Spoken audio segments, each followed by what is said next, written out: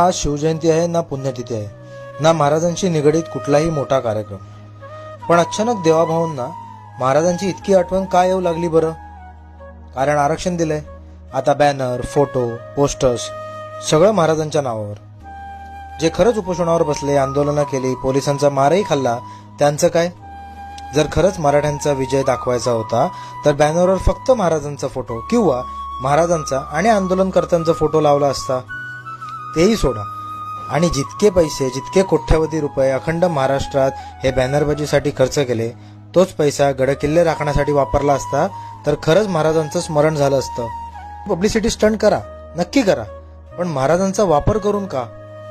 अजून किती वर्ष महाराजांच्या नावावर राजकारण चालणार? मी कोणत्याही पक्षाचा किंवा नेत्याचा समर्थकही नाही आणि विरोधकही नाही. माझी इच्छा फक्त एवढीच आहे की महाराजांच्या नावावर राजकारण करणं आता तरी थांबवा.